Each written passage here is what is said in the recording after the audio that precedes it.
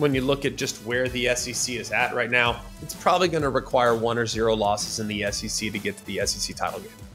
I don't see at the moment a pathway for a 2-loss team to get to the SEC championship.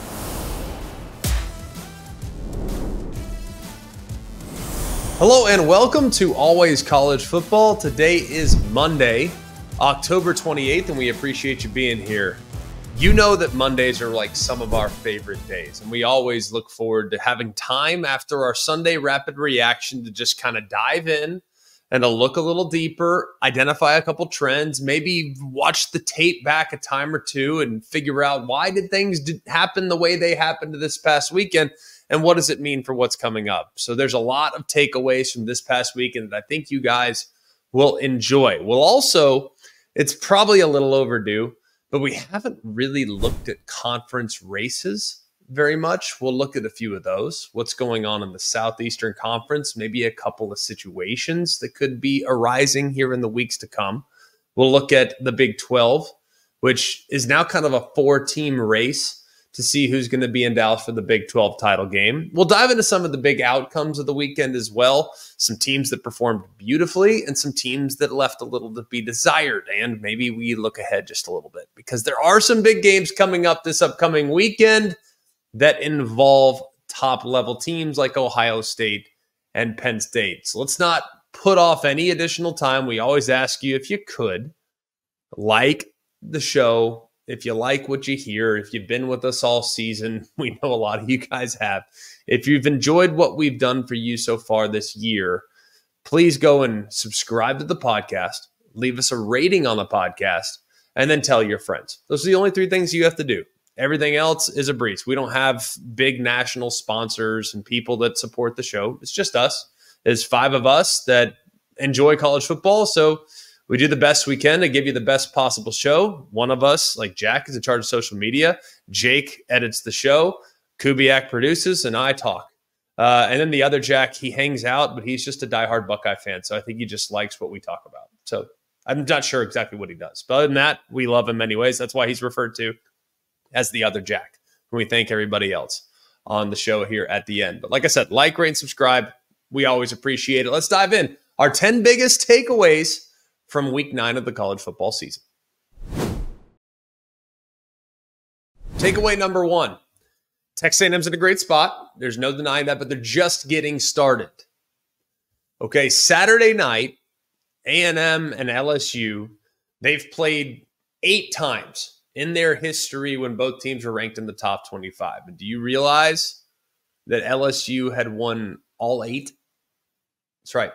LSU against a ranked A&M team was undefeated prior to Saturday night. And if you look at the first half of that football game, it was looking a lot like this might happen again. I mean, Garrett Nussmeier was just picking apart the Aggies secondary. The defense was putting a lot of pressure on the opposing quarterback. That at the time was Connor Wigman. And they really couldn't do a whole lot offensively. So it's halftime. Sitting there and starting to evaluate the situation, and you're sitting there thinking, all right, what's going to happen here? Is A&M really going to struggle this much at home in front of a chaotic and home field environment? Not so fast, my friend. Coach Elko decides to make a very difficult decision. He benches Connor Wigman in favor of Marcel Reed, and then, boom, 5 straight scoring drives for the Aggies. I'd say that's a pretty good momentum shift, if you will, and it further proves to me that this Texas A&M team is just different this year. They're different. For a long time, and I'm from Texas, it would have been very easy to describe A&M as a lot of sizzle and not so much steak. Or as we like to say in Texas, as all hat, no cattle. All right? Well, they're now 8 games into Mike Elko's first season, and A&M currently sits atop the SEC. Entering November, they're the only team in the SEC without a conference loss, and they are a legitimate contender at this point to make the college football playoff. But what's most encouraging is how far ahead of schedule do they feel? Don't they feel like they're arriving very early here as it comes to the playoff? Like, okay, Elko's second, third year, sure, that's when they'll make their run. But year 1, after a loss in the first game, now winning 7 in a row, their longest win streak since 2020, which do we even count that year as a weird year anyways? So you're looking at Mike Elko. He's a builder now, but he has proven in the past to get things done rather quickly. You take a 3-win team for Duke in 2021, 9 wins his first year. That's the second most in program history. He watches Riley Leonard become a star. Now he steps into a much better situation with a super talented roster, but there was a lot of dysfunction over the last few years. They had talented, highly rated recruits, but not all of them were always rowing in the same direction, and we saw several of which leave the program as a result. But you know what Elko did is, since he'd been there before, he was able to hold on to the key pieces, the guys like Shamar Turner. And then he was able to look and assess the roster and say, all right, here, I got to go and I got to make sure that I hang on to this guy, I hang on to that guy. We got to keep a couple guys on the offensive line. Where else do we have some issues? Well, we need some guys in the secondary. They go out, they get 7 guys in the portal at defensive back. 4 of those 7 are making a difference, including BJ Mays, the UAB transfer that had a couple picks this past weekend. They were already really good up front, but they didn't rest on their laurels. They said, you know what, yeah, we'll take Nick Scorton, the Big Ten's leader in sacks from Purdue. We'll take him, and now this defensive line is, for the most part, unblockable.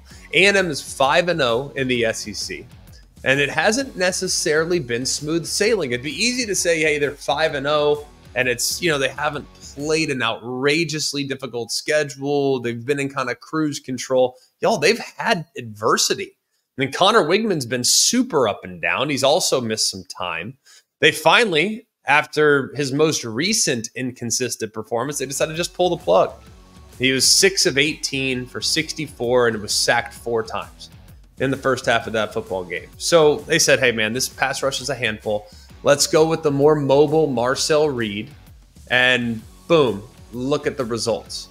All right, he has 9 carries for 62 yards in the second half. Had a couple big plays, did make one fantastic throw, I thought, in the football game, but it really wasn't why they won the game. They completely dominated on the ground, and they outrushed LSU 242-24, which ultimately decided was the difference, and that was it.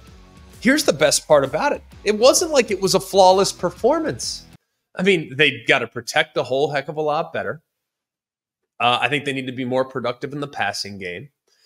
They weren't great as far as penalties. A&M just beat a top 10 team and had 10 penalties for 100-plus yards. And yet they won the game by 15 points. That was their largest win after trailing by double digits at halftime against a top 10 opponent since 2006. Okay? That's pretty dang impressive. Really, really impressive when you look at just how everything worked out. Tennessee, by the way, Georgia, A&M, Texas, we're about to have a really fun final month season in the SEC. I'll explain why here in just a minute. Takeaway number 2, Ohio State and Penn State survived some challenging circumstances. Now, it'd be easy to look at these two teams and say, yeah, you know, who'd they beat? I think it'd be easy to go down that rabbit hole. But when I look at teams that respond to adversity, my level of respect increases tenfold. Let's start with Ohio State.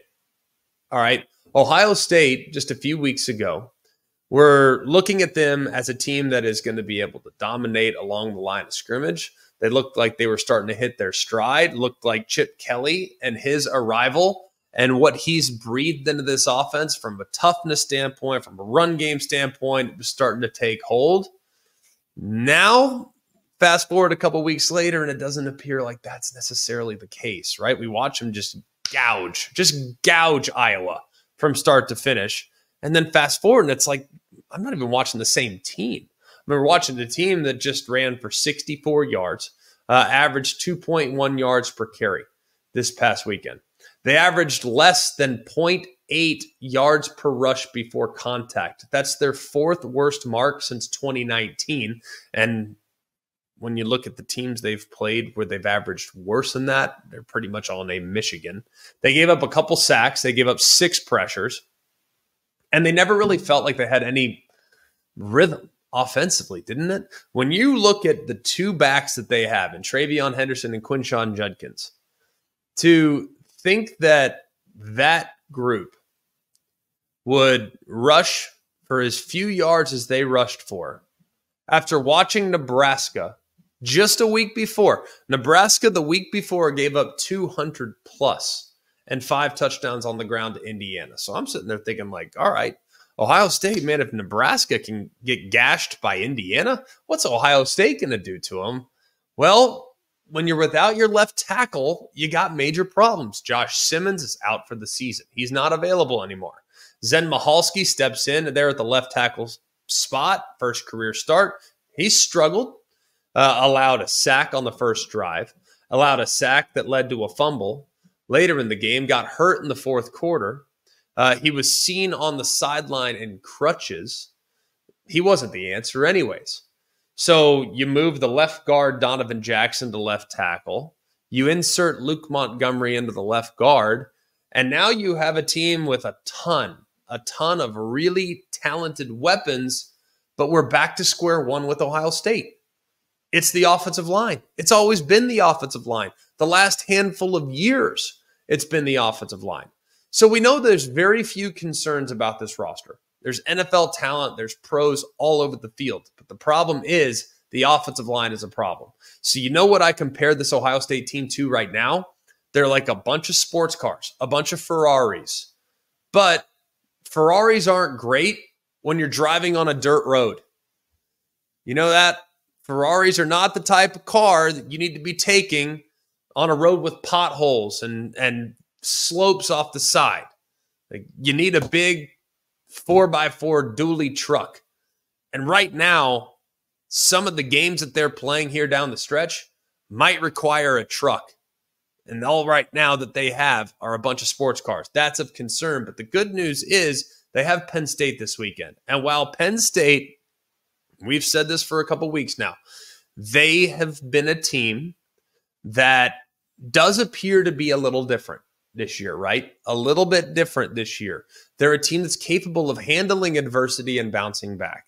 And they had tons of adversity going into this season. They're on to their backup quarterback. They're in the game without Danny Dunn-Sutton. They're out without their right tackle, Anthony Donko. Both weren't on the field in the second half. They still find a way to win the game. Now, you look at where they're at. Back in 21, they were a top 4 team, right?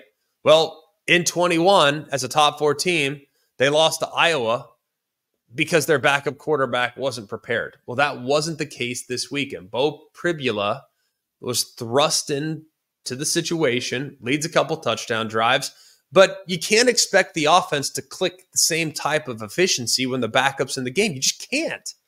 So what you need is you need your special teams to step up and you need your defense to step up. Well, boom. Interception, Jalen Reed, back to the house. That was massive there in the third quarter. And it was a moment where it felt like you could feel the collective exhale from not just the sideline, but really all of Penn State's support nationwide. So that was massive. Now all of a sudden, a 1-point lead turns into a 15-point cushion with a significant exhale. So you look at the dramatic comeback at SC. You look at the gutsy performance on the road at Wisconsin. It does feel like Penn State's in a better situation moving forward because of their depth and their ability to respond to difficult circumstances. But will they be at 100% this weekend when they're taking on the Ohio State Buckeyes? That's a big question mark. Will Aller be back? We'll be watching that closely. Will Ohio State be able to block them? It's something we'll be watching closely. So, man, you look at both those teams, both Ohio State and Penn State, they've had to weather the storm a bit, and they come out the other side victorious, but plenty to work on here coming into this week, while maybe the biggest game of the year for both is in the balance. Takeaway number 3. All right, Texas, you need to go ahead and take that win and run, but there's a lot of work to do. All right.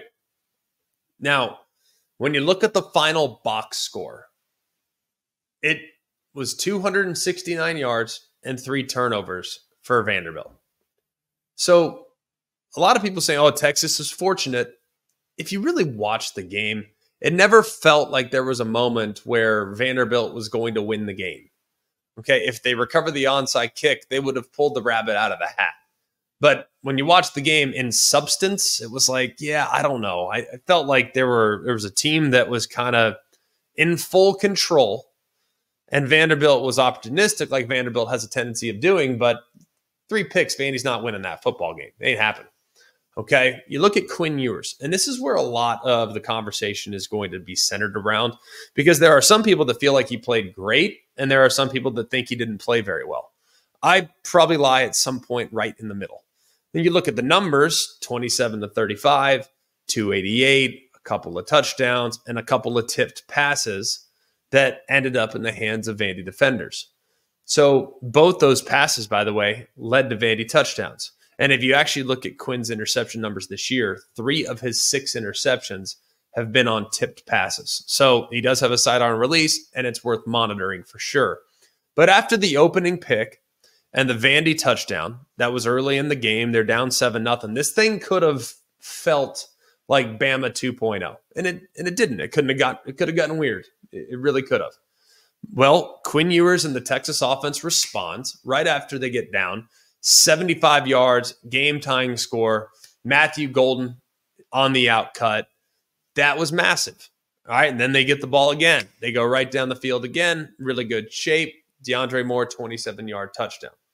So, and that was with some pressure in his face. But when I look at Quinn's performance, and he's now in year 3 as a starting quarterback, look, you can only run the plays that were called. I thought he was efficient. We know everyone's talked about it all weekend long. He's completed 17 straight passes. Great. That's awesome. But at some point, man, the downfield passing attack is going to have to materialize. Because if you look at where this game was, 234 of his 288 yards on Saturday came after the catch. Here's the other big thing about his performance. His air yard per target. So basically the average depth, ADOT, the average depth of target. So how far downfield were the throws on average? Was 4.17. That was the lowest of the year by a wide margin. So I'm never going to get mad about an efficient performance, but it should be efficient when most of what you're doing is dinking and dunking your way down the field. Against better secondaries that can tackle in space, they're going to have to be a little bit more aggressive pushing it downfield. So that's an area where they can focus on some growth in the future. One other area for Texas that they have to focus on, they got to clean up these penalties, man. You have 6 offensive penalties. That includes 4 holding penalties, a false start, and an unsportsmanlike conduct, all of which were called against Texas offensive line. All in all, it was a 10 penalty performance for 108 yards, several of those penalties wiping out what would have been significant gains. So is this a specific problem to this game, or is this a trend that's beginning to develop? Well, I'm going to be honest with you. I think it's the beginning of a trend. The offensive line is something that was of significant concern based on their performance against the Georgia Bulldogs. Now, this is a big group. It's a physically imposing group. If you want to just get and line up the Texas offensive line and have them lead the team off the bus, and you look at them, you're like, oh my goodness, those guys look the part. They look like an NFL offensive line, just with size, barrel-chested, big, physical dudes. But they don't play like that all the time. I mean, this is supposed to be a team that is built from the inside out. And so far, the best performers in this Texas offense have been the wide receivers. For the second straight game, Texas's O-line got pushed around a little bit. And I can live with that against Georgia. But giving up 7 sacks, that's a huge problem. Having the run game be as contained as it was, that's a huge problem. So yeah, I expect that group to be better. But when I'm watching them against Vanderbilt and they're giving up a bunch of pressures, 4 sacks, now it's starting to become a problem. So you better get this thing figured out and figured out quickly, because guess what? It's not going to get a lot easier. Because if there's one thing I know for certain, Texas has a bunch of hurdles remaining on the schedule. And while I think they can handle Florida, I think they can handle Kentucky, I think they can handle everyone that they have on their schedule, You know what the strength of Texas A&M is? Probably their defensive line. So the O-line for the Horns better get things figured out in a hurry if they want to win their first season in the Southeastern Conference. Takeaway number 4. Alabama is back on track, but a playoff game looms. Now, Alabama enters its second bye week this week, and it could not come at a better time. I mean, this is the perfect time for Alabama to have a bye week because they were able to get through the first 3-game stretch, had some good performances, had some bad performances, had their best performance in the final game leading in to the first bye week that they had in week 4. That was against Wisconsin. They go into the bye week. They come out of the bye week, and they play their best first half of the season against Georgia. And then it's been a bit of a roller coaster, right? You beat Georgia in what was a remarkable game, and they lose to Vandy for the first time in 40 years. We know that Vandy team's a solid team, but they still lost the game. They overcame a ton of self-inflicted mistakes. They beat South Carolina, but it should have been far more convincing than it was. There were a ton of mistakes made against Tennessee that led to their second loss, and they completely dominated in a really overrated Missouri team, but still a team that at the time is ranked in the top 25, a team that at the time had just one loss. So Alabama, you just beat a ranked team. You just shut out your first SEC opponent since 2020. You just put up nearly 500 yards of total offense. I think you got to feel pretty good about it. And yet there's still a lot of people that are really mad. I'm not sure why, but goodness gracious, the bar is high in Tuscaloosa. Take it and feel good about it. This was a convincing and dominant victory. But here's what was great about this. More than anything else, I am most optimistic about what I've seen from Alabama's rushing attack. They finished with 271 rushing yards. That was just the second time this year where they broke that 200-yard rushing barrier. And they did have 334 in week 1 against Western Kentucky. But against Power 5 competition and a group that's pretty dang good in the front 7 defensively, to rush for 271, you got to feel great about. I love how they distributed the ball on the ball carriers too. Haynes finished with 8 carries and 79 yards. Jam Miller had 11 carries for 48. Milroe had 9 attempts when you remove sacks for about 61. And even the third string back, Richard Young, who looks healthy again, he goes for a 62-yard scamper there in garbage time. The one area where I want to see continued growth, and I think it's an opportunity now to look in the mirror here heading into the bye week and assess, all right, how can we make Jalen Milroe more comfortable? How can we get Jalen Milroe back to playing the way he played between Wisconsin and Vandy? Because that 3-game stretch was a really good version of Jalen Milroe. Now, he was fine in this past weekend's game. 16 of 26, 215. The big thing, 0 turnovers. 0 interceptions, his first 0 turnover game since September. That was massive, but there still were a handful of missed throws. And if you look where things have gone in the passing game, now, 3-week stretch, like I told you, off-target percentage depends a little bit on how far you're pushing the ball downfield. So the more you push the ball downfield, the more likely your off-target percentage is going to go up just a little bit. So it doesn't tell you everything you need to know, but since he's running the same offense, I think it's fair to take a 3-game stretch against a 3-game stretch. Wisconsin, Jalen Milroe's off-target percentage was 6%. Against Georgia, it was 3%. Against Vandy, it was 4%.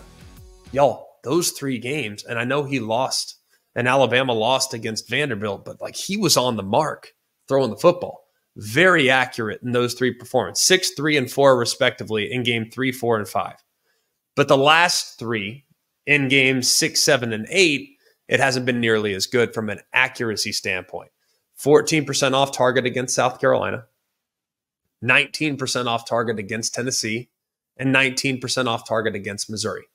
So you got to find a way here in this bye week to get him back on track, get him more comfortable in his fundamentals, and get him feeling a little bit better about where his feet are as he's going through the progressions. Now, he did have one where he slipped this past weekend, which caused it to be a little inaccurate, but his feet have been a little bit all over the place the last couple of weeks. But hey, that's what the bye week's for. focusing on your own fundamentals. You're not preparing for an opponent. You can look within, and maybe they can do what they did last year with Jalen Milroe. Obviously, different staff, but Jalen Milroe from week 1 through the last week of October was pretty up and down.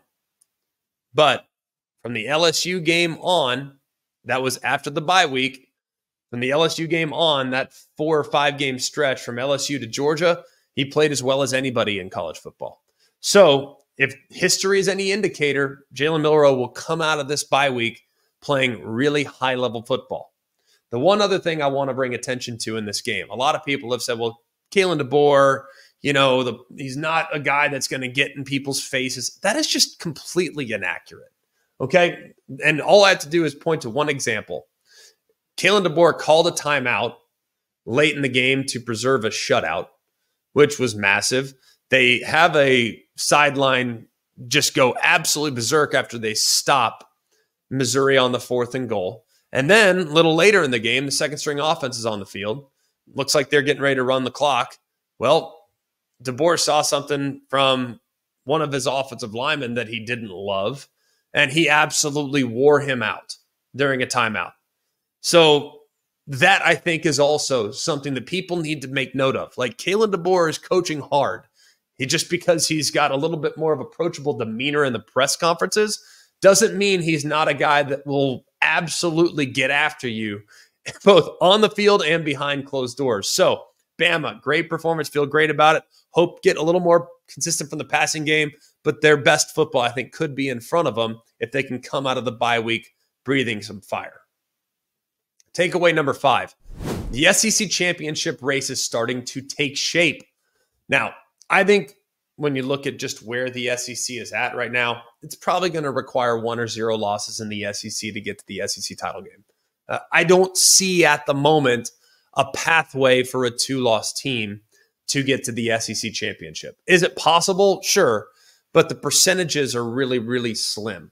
Probably say, 10% for a 2-loss team in the conference to get to the SEC titles. But there is a possibility where there are 4 1-loss teams in the SEC at the end of the year.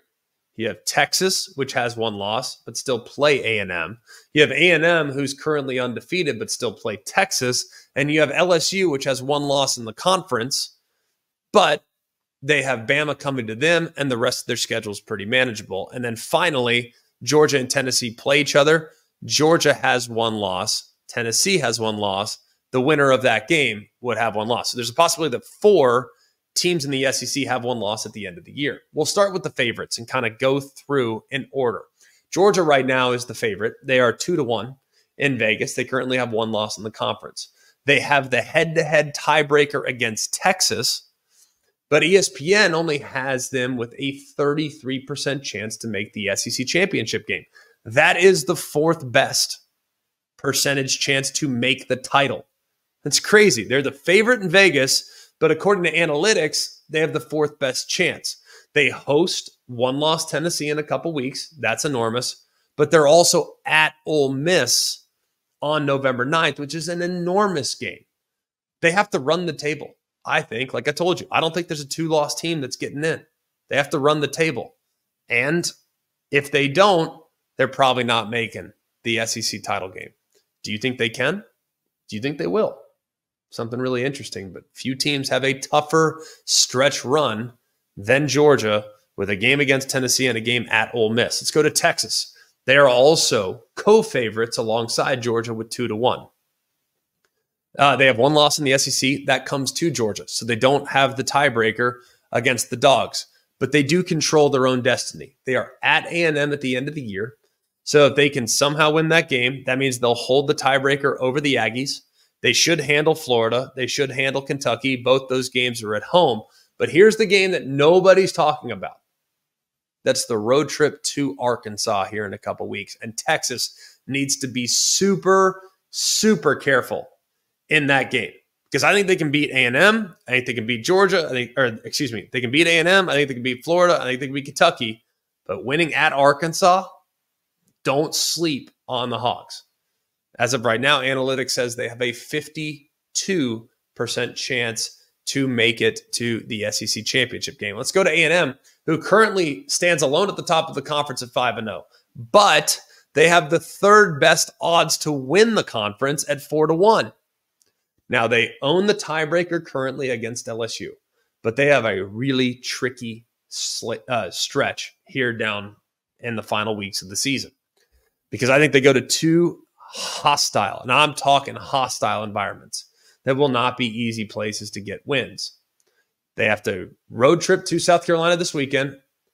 Then they have a road trip a little later in the season against Auburn. Two SEC road games that still are sitting right in front of them before they welcome Texas into Kyle Field. And we know everybody and their brothers had that one circled for a really long time. So I think they match up well against Texas, by the way. I think they're in a good spot in that game. But my goodness, they lose to South Carolina, where they're just a narrow favorite this week, just a 2.5-point favorite on the road at South Carolina. And they go to an improving Auburn team. Man, what if they beat Texas, but they lose at South Carolina and Auburn? That would be mind-blowing, but it would just be so SEC. It would be so SEC. So A&M in a pretty good spot, 49% chance to get to Atlanta. That's the second best percentage likelihood to get to Atlanta. So that's something worth monitoring. By the way, there's a possibility that we've waited, 13, 14 years since we've had Texas against Texas A&M. Well, there's a possibility that we get that game in consecutive weeks, because Texas has the highest percent chance of getting to Atlanta. A&M has the second best chance of getting to Atlanta. Just saying, could be a little wild. Tennessee is sitting 3-1 with their head-to-head win over Alabama. They're heavy favorites at home against Kentucky and Mississippi State. They win at Georgia, and they're sitting perfectly. It would give Georgia a second loss. It would give Tennessee the head-to-head. And then they have the finale at Vanderbilt. You got to be careful in that game. But you beat Georgia and Vandy, you're sitting there at 7-1. I think that's probably going to be enough to get Tennessee to Atlanta for the SEC title. So they're sitting in a really good spot right now. You just got to beat Georgia on the road at Georgia. I mean, how hard is that, right? Obviously, it's incredibly difficult, and a team that Tennessee has struggled with over the years. And then finally, a team that just lost this past weekend, but is nowhere near out of the picture. They're still alive, but the margins are super slim for Texas, for LSU after their loss to Texas A&M. They are in by far the worst position of all the one-loss teams right now in the SEC. They need chaos, because if they win out, they'll own tiebreakers against Bama and Ole Miss. But neither two are really in the SEC championship mix right now. They do have Bama coming to Baton Rouge in 2 weeks. They're at Florida after that. Vandy comes to them, and Oklahoma comes to them. So they're in a really good spot, but they really, because of some of the tiebreakers, they really need chaos to happen in front of them. And really, I think the only way they can get in is if they're being compared against some of the if one of the teams in front of them has two losses that we just described. Takeaway number 6. The surprise undefeateds have everybody trying to figure out how to evaluate them. But it's time to start getting super comfortable with the possibility that Indiana, BYU, Pitt, they're going to be in the college football playoff conversation. I know a lot of people are having a hard time with that. I, frankly, have had a tough time, because I've looked at the schedule that some of those teams have played, and I'm sitting there saying, man, I don't know. I don't know. What about strength of record and all these other metrics? Like, I watch them, super impressed. But at the same time, there's also parts of their resume that have left me feeling a little bit uneasy about how closely we should have those teams, how much we should be comparing them to the Oregons, Ohio States, Penn States, Georgias of the world, right? Part of it is brand bias. Let's just acknowledge that. Like, I've seen Georgia win titles. I've seen Ohio State win titles. I've seen Oregon compete for a national championship, albeit back in 2014, but I've seen them playing at the top of the sport. In my lifetime, I've never seen Indiana, BYU, and Pitt accomplish a whole lot as far as playoff caliber is concerned. So it's tough for all of us, but you have to start to acknowledge that these teams are very real. Now, Indiana has been the best story of the college football season. I'm not sure anybody can push back on that. And maybe you could have pushed back on that with Navy and Army last week, but with the way things went with them, it kind of pushed them to the side, at least for the moment. But I think what's most impressive about what Indiana's done and what Kurt Cignetti's done is that, well, first of all, they've started the season 8-0. They are the first team in the Division I era, which began in 1973, that won 3 games or fewer one year and then start the following year 8-0. So they are historically significant. And there's been a lot of conversation about the quarterback and, how are they going to replace Curtis Rourke? And I think that's a perfectly fair thing to wonder. But Taven Jackson was fine this past weekend. It wasn't gaudy by any stretch. It was 11-19 for 124, touchdown, interception, rushing touchdown. It's his first start this season. He's played in the past, but he was fine. The good news is, and what great teams do, and we talked about this a little earlier with Penn State, great teams, when you are down a guy, everyone else around you lifts up. And that's, I think, the definition of great teams and complementary approaches. Now, Justice Ellison, he picked up the slack, nearly 30 carries, $123, and a touchdown, 7th straight game with a rushing touchdown. That's the longest streak by an Indiana running back since 2019.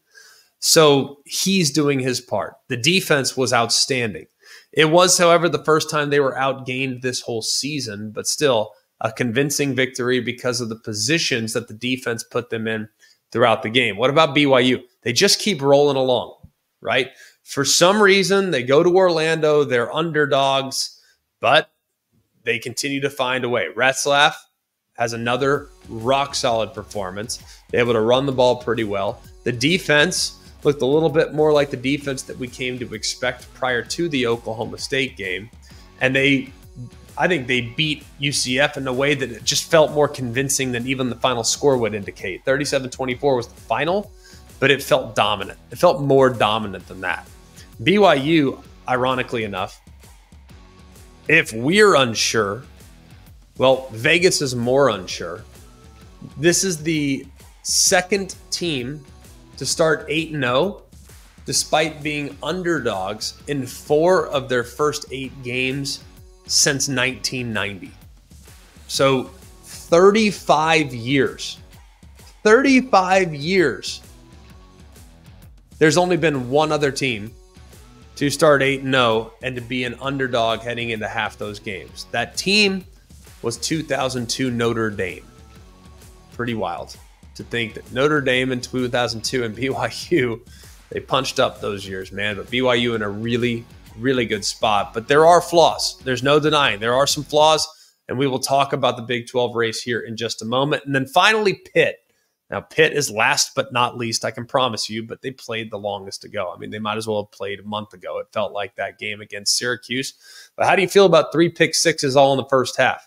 How do you feel about becoming the first team in the FBS with 3 pick sixes in a single half since FIU back in 2005? All right, here's Syracuse. Here's their drive chart in the first half this past game. Pick 6, interception, pick 6, turnover on downs, 3 and out, punt, finally a punt, and then a pick 6. Not great.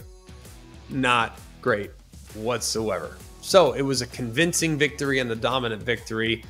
And Kyle McCord, he'd never thrown more than 2 interceptions in a game. Well, he threw 5 in this game, and he cleared that 2 interception hurdle there in the first 3 possessions. There was a point where I looked, I think, at the box score in this game. I don't know if you guys saw this or whatnot, but I think I saw this correctly. And I don't pay that close attention to the box scores. You know me. Like, I'm more just watching the game and kind of getting a feel from the game, drawing my own conclusions. Then I'll clean up my conclusions based on the box score after the fact. But there was a point where they flashed a graphic up where it looked like Pitt was ahead 17-0 and had -3 yards of total offense. Have you ever in your life seen a game like that? I know I haven't. But either way, Pitt's very real. So is BYU. So is Indiana. I'm just curious to see how we're going to continue to evaluate these teams as they move forward just a little bit. Let's go to takeaway number 7. Notre Dame is a lot better than you realize. Now, A lot of people want to define teams nowadays by singular performances. But that's not the era that we're living in. We're not living in an era anymore, as we now have expanded to the 12-team playoff.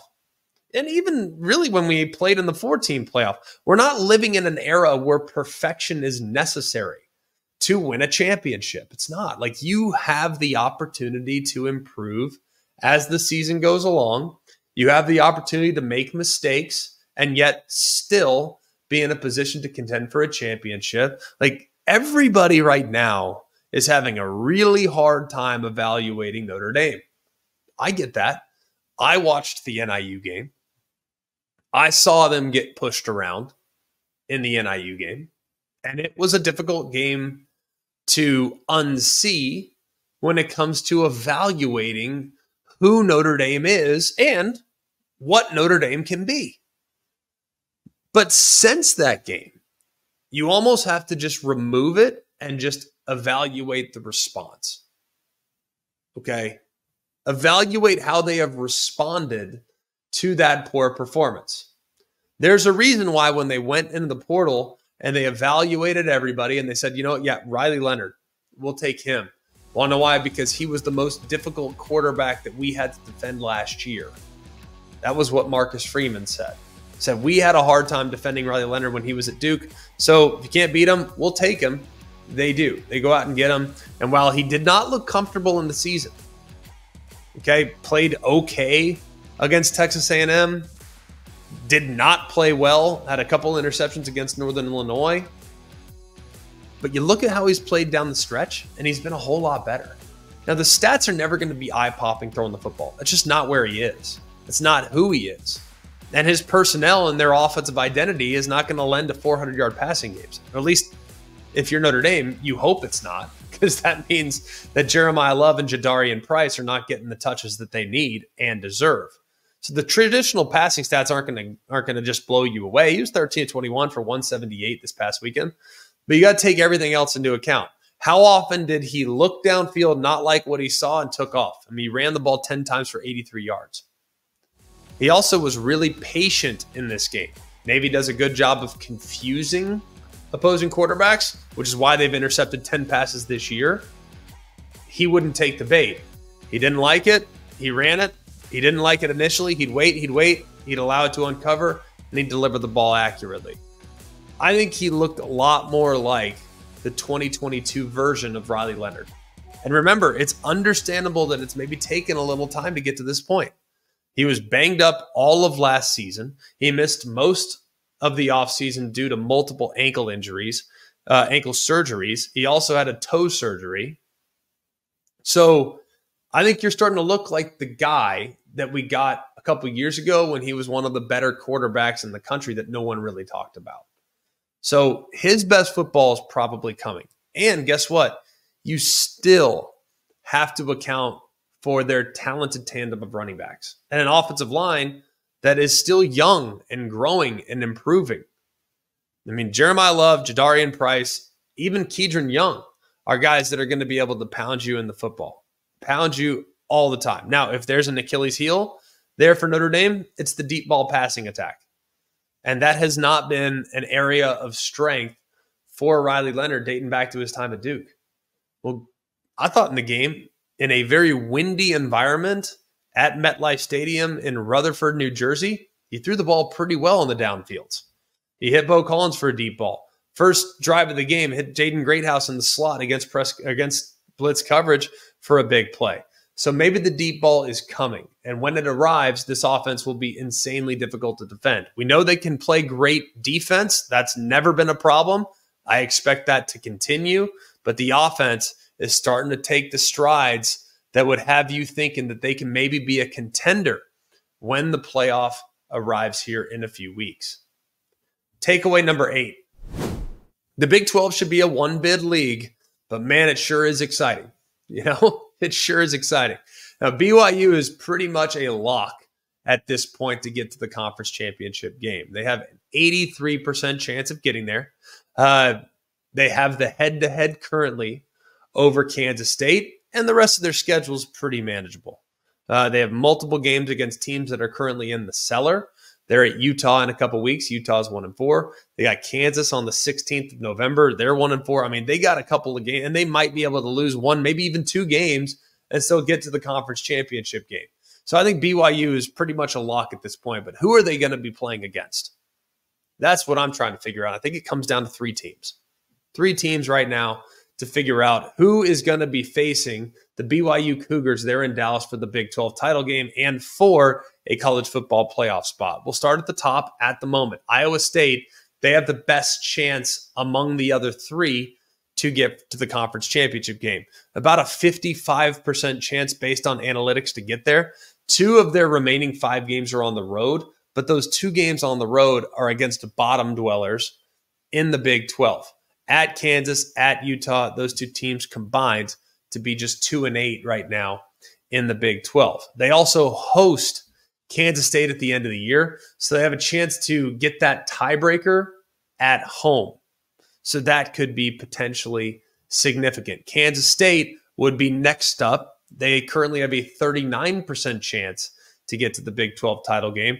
They're 4-1 in the league and hold the head-to-head against Colorado. They have to go to Iowa State at the end of the year so they can go on the road and get that. They should be in really good shape. So right now, basically, you look at the percentages, 55% for Iowa State, 39% for Kansas State. That's probably how they're evaluating who wins that game. Saying, well, Iowa State's got a 55% chance of beating Kansas State at home. That's probably how it evaluates, right? Well, they also have to go to Houston, and they have Arizona State and Cincinnati at home. So Kansas State in a really good position, mainly because of the tiebreaker that they currently hold over Colorado. And then finally, we'll get to the Buffaloes. Currently a 16% chance to make it to the Big 12 title game. They don't really have any tiebreakers because the teams they've faced up to this point really haven't done a lot to factor in to the Big 12 title race. Of course, they do lose the tiebreaker to Kansas State. They lost that game a couple weeks ago, but they're at Texas Tech. That's a tricky game. Utah comes to them. That's a game right now that Colorado should win. They're playing much better football than Utah. They're at Kansas. That's a tricky one. Kansas has been close, but it's one that I think Colorado can absolutely get before they finish up with the worst team in the Big 12 right now as far as record. That is at Oklahoma, or that is Oklahoma State, but they're in Boulder. There. So Colorado with a real good chance to get there, but they got to win out and hope that there's a little bit of chaos sitting in front of them. Takeaway number 9. Backup quarterback might be the most underrated position in college football. I'm going to tell you some numbers here that might blow your mind, okay?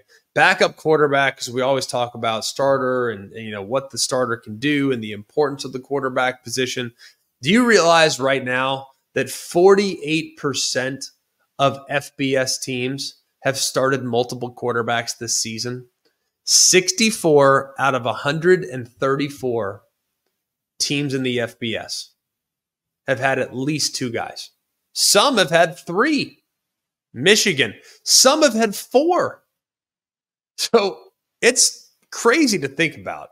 But if you just go through it, okay, for every situation, think about how much time people were spending on Matthew Sluka at UNLV. And, oh my goodness, Matthew Sluka, like he walked out on his team and UNLV didn't do what they were supposed to do. And regardless of what side that you fell on with that, look at what UNLV's done. Yeah, they lost this past week to Boise, but Haj Malik Williams has been better than Matthew Sluka. It hadn't even been close, by the way. So you have 2 quarterbacks nowadays. It used to be like a huge problem. Now it's like, man, we're great if we have multiple quarterbacks. Let's look at Oklahoma. I mean, they start with Jackson Arnold. He's supposed to be all-world. They go to Michael Hawkins. He gives them a little bit of life, gets them a win on the road at Auburn. They go back to Jackson Arnold. Played okay. I mean, there were some things to like. I didn't think his offensive line played very well against Ole Miss. But, I mean, you look at Oklahoma. They've been a revolving door. What about Missouri? Brady Cook gets hurt. In goes Drew Pine. They can't do anything with Drew Pine. I mean, yeah, 9 passes that he attempted that were caught. The problem is 6 were to receivers and 3 were to the other team. So really tough outing as Missouri can't rely on their backup quarterback to give them any life offensively. What about Kentucky? They've been struggling offensively. Brock Vanderbilt gets the hook after a so-so performance there in the first half against Auburn. In goes Gavin Wimsatt, who is a transfer from Rutgers. He might be the guy moving forward, just offers a little bit more explosiveness at the quarterback spot by running the football. What about Mississippi State? Where would Mississippi State be if not for Michael Van Buren? Blake Shapen gets hurt, but Mississippi State, I mean, he's been playing pretty dang well, albeit his defense couldn't get off the field against Arkansas, but he threw for over 300 yards and a couple touchdowns. I did have a couple picks, but there are things to like about what the true freshman has provided Mississippi State. What about Arkansas? Arkansas does not beat Tennessee, if not for Malachi Singleton coming off the bench in relief of Talon Green to lead that game-winning drive and get the job done for the Hogs. What about Florida? Where would they be without DJ Lagway? Graham Mertz gets hurt. DJ Lagway comes in and has Florida surging a little bit and a chance on Saturday to make a bit of a statement. What about ACC? How about SMU? Had a starting quarterback incumbent. Rhett Lashley decides to go with Kevin Jennings, and now he's got SMU sitting as a legitimate contender in the ACC championship game. All right, Texas Tech, Baron Morton gets hurt. In goes Will Hammond. Will Hammond gave him a chance. I mean, didn't win the game, but goes 10 of 15 for 121 and a touchdown. Led 3 straight scoring drives to open up the second half. What about Indiana? Curtis Rourke goes out. Taven Jackson goes in. No problem. All good. Everything's going to be just fine for Indiana as they continue to move forward. Iowa, Cade McNamara. He gets the hook. In goes Brendan Sullivan. Transfer. He completes 9 of 13. Gave something to think about with the quarterback run game, so that could be significant. That's huge. What about Penn State? Bo Pribula, who's always been a guy that was used and featured, but he goes in off the bench in a hostile environment, goes 11 of 13 for 98 yards and a touchdown, had 6 carries for nearly 30 yards. I mean, y'all, the backup quarterback, whether it's in-game or coach's decision or injury, has never been more important. I didn't even reference the importance of what Marcel Reed provided Texas A&M this past weekend and how him coming off the bench, providing a spark to the offense, opening things up in the run game and leading them to 5 consecutive scoring drives, erasing a 10-point deficit, and leading them to one of the more convincing victories that we've seen in the SEC based off second half performance. Y'all, backup quarterback, it used to be, hey, if you don't have one, you're in trouble. Now, if you don't have 2, you're in trouble. It's really changed a lot with the dynamic that we see at that position. Let's go to takeaway number 10. It's the same thing we do every week. Here's what the ranking should be. Number 1, Oregon. They have beaten the teams with a combined record of 29 and 23. It would be better if not for Purdue and UCLA, who are a combined 3 and 11. They also have a great win against Ohio State and a good win against Boise. The Ducks are number 1. Georgia's number 2. Combined record of their opponents, 26 and 21. But Mississippi State weighs that thing down. They're 1 and 7. They have 2 great wins, one against Clemson and one against Texas, who are a combined 13 and 2. Ohio State, they are number 3. Combined record of 33 and 22. That record's a little bit boosted by the 8-0 Oregon Ducks, but they have 2 rock-solid wins against 5 and 3 teams, Nebraska and Iowa. Penn State's number 4, combined record of 25 and 30. Kent State's 0 and 8 and UCLA's 2 and 5 hurt that badly, but they have a really good win against Illinois, and they have a rock-solid win on the road at Wisconsin. Texas is at number 5. Combined record of their opponents, 34 and 28. 2 very solid wins against 5 and 3 Vandy and at 5 and 3 Michigan. Miami's at number 6. Not a good combined record, 25 and 29, but they have 2 solid wins against 5 and 3 football teams, 1 in Virginia Tech, 1 in Louisville. It's been big for the Hokies to kind of get going and for Louisville to have come back and won against Boston College. That helps Miami's resume just a little bit. Texas A&M, one of the biggest movers of the weekend. They are now up to number 7. They have played against teams with a combined record of 33 and 22. They have 2 good wins against 2-loss LSU and 2-loss Missouri, and then 1 solid win against a 5 and 3 Arkansas. At number 8, it's Tennessee. Teams are about 500, 23 and 24, but they have 1 really good win at home against Alabama. BYU's at 9. Teams are a combined 28 and 28. 2 great wins against SMU and Kansas State. Both are a combined 7 and 1. Don't sleep on BYU's resume. Not only are they winning games, but they've beaten good teams, and people selectively forget some of the teams that they've beaten. Notre Dame is at number 10. Teams are combined 34-29. They have one great win against 7-1 A&M. They have one good win against Navy, and then they have one solid win against Louisville. At number 11, it's Indiana. Teams are a combined 23-32. Not great. Not great at all, but they do have a solid win against Nebraska. Iowa State is number 12, combined record of 24-24. They have one rock-solid victory against Iowa. Bama is up to number 13. Teams are a combined 40-19. It's remarkable. One of the toughest and best resumes going right now is the Tide's record teams that they have played against, 40-19. One great win against Georgia, one good win against Missouri, and one solid win on the road at Wisconsin. Number 14 is Clemson. Teams are a combined 24-30. They have 0 wins against teams that are currently above 500. As a result, Clemson has dropped. Virginia losing last week only hurt Clemson's resume that much more. And then at number 15, Pitt.